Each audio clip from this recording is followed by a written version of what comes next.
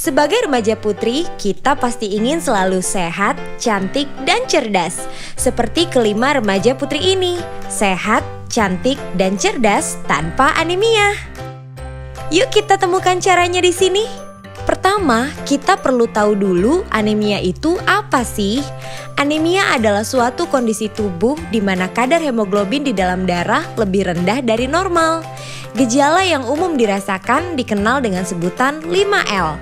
Selain 5L, kita mungkin akan merasa pusing, berkunang-kunang, gampang mengantuk, dan sulit konsentrasi. Terkadang orang menganggap anemia itu sama dengan tekanan darah rendah. Padahal itu adalah dua hal yang berbeda loh. Anemia berhubungan dengan kadar Hb yang kurang di dalam darah. Sedangkan tekanan darah rendah berhubungan dengan kerja jantung yang kurang kuat memompa darah ke seluruh tubuh. Perbedaan lainnya, kalau anemia diketahui melalui pemeriksaan darah, tekanan darah rendah diketahui dengan pemeriksaan menggunakan alat ukur yang dipasang di lengan. Kalian ingin tahu nggak apa sih yang terjadi di dalam tubuh kalau kita mengalami anemia? Bila kita anemia, sel-sel tubuh tidak mendapat cukup oksigen. Mengapa? Karena di dalam sel darah merah, Hb lah yang berfungsi mengikat dan mengedarkan oksigen ke seluruh tubuh.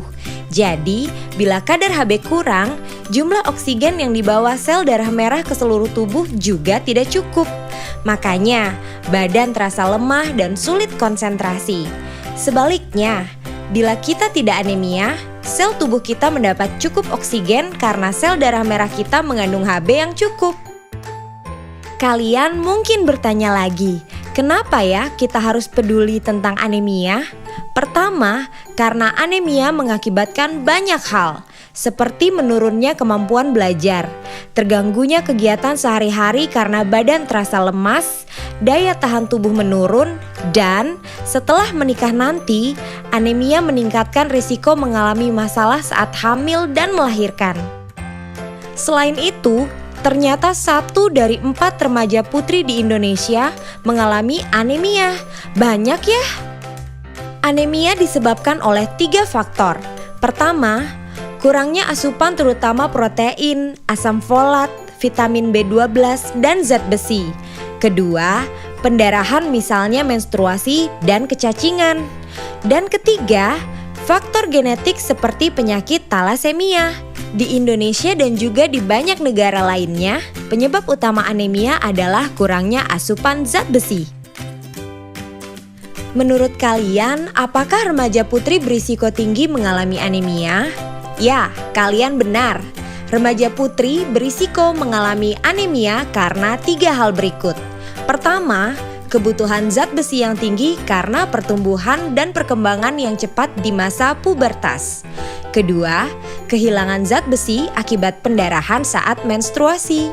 Ketiga, kebiasaan makan yang kurang baik, yaitu asupan zat besi yang kurang terutama dari pangan hewani. Kalian tahu nggak? Saat kita sudah merasakan gejala anemia, itu artinya anemia yang kita alami sudah parah. Kekurangan zat besi di tahap awal seringkali tidak menimbulkan gejala yang bisa kita rasakan. Padahal fungsi tubuh sudah terganggu. Jadi jangan tunggu sampai muncul gejala ya. Mencegah anemia. Caranya gimana?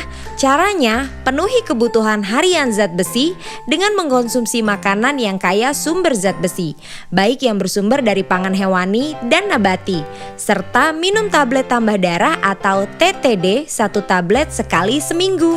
Selain itu, konsumsi buah kaya vitamin C akan membantu meningkatkan penyerapan zat besi. Ini adalah contoh beberapa bahan pangan hewani dan nabati sumber zat besi. Selain kandungan zat besinya yang secara umum lebih tinggi, zat besi dari pangan hewani diserap tubuh dengan lebih baik dibandingkan dari pangan nabati. Sayangnya, beberapa remaja putri tidak mau makan pangan hewani terutama daging karena takut gemuk. Benar nggak ya makan daging itu bikin gemuk? Jawabannya adalah tidak. Bila dikonsumsi tidak berlebihan. Agar tidak mengalami kegemukan, jagalah asupan kalori agar tidak berlebih dan lakukan aktivitas fisik untuk membakar kalori. Selain mengkonsumsi makanan kaya zat besi, konsumsi TTD sangat membantu memenuhi kebutuhan zat besi harian. Bagaimana cara minum TTD? TTD diminum 1 tablet sekali seminggu di hari yang sama. TTD diminum setelah makan dengan air jeruk atau air putih. Jangan minum TTD dengan teh, susu, atau kopi, karena dapat mengurangi penyerapan zat besi yang ada di TTD. Dan setelah minum TTD, makanlah buah yang mengandung vitamin C untuk meningkatkan penyerapan zat besi. Ada yang bilang minum TTD menyebabkan mual. Benar nggak ya? Benar, tapi hanya pada sebagian orang. Untuk mengurangi kemungkinan mual, minumlah TTD setelah makan. Jadi perut tidak dalam keadaan kosong. Selain itu, tubuh kita akan menyesuaikan, sehingga perlahan-lahan kita tidak mengalami mual lagi setelah minum TTD. Minum TTD juga menyebabkan tinja berwarna agak kehitaman. Tapi jangan khawatir ya, semua itu tidak membahayakan kesehatan.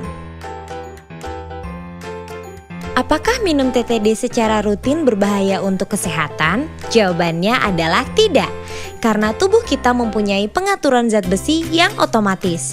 Bila tubuh kekurangan zat besi, maka asupan zat besi dari makanan dan TTD akan diserap tubuh lebih banyak. Sedangkan bila tubuh cukup zat besi, penyerapan zat besi akan lebih sedikit. Zat besi yang berlebih akan dikeluarkan tubuh melalui tinja. Itu sebabnya saat minum zat besi, tinja berwarna agak kehitaman. Jadi sekali lagi, konsumsi TTD tidak berbahaya untuk kesehatan. Dan sekarang aku tahu, bila anemia, kemampuan belajar menurun dan kegiatan kita terganggu. Kurang asupan zat besi adalah penyebab utama anemia. Remaja putri memiliki risiko yang tinggi mengalami anemia. Anemia harus dicegah sebelum muncul gejala. Caranya dengan mengkonsumsi makanan sumber zat besi serta minum TTD. Jadi tunggu apa lagi? Yuk bersama kita cegah anemia. Dengan dukungan guru, keluarga, serta petugas kesehatan, kita semua pasti bisa menjadi sehat, cantik, dan cerdas tanpa anemia.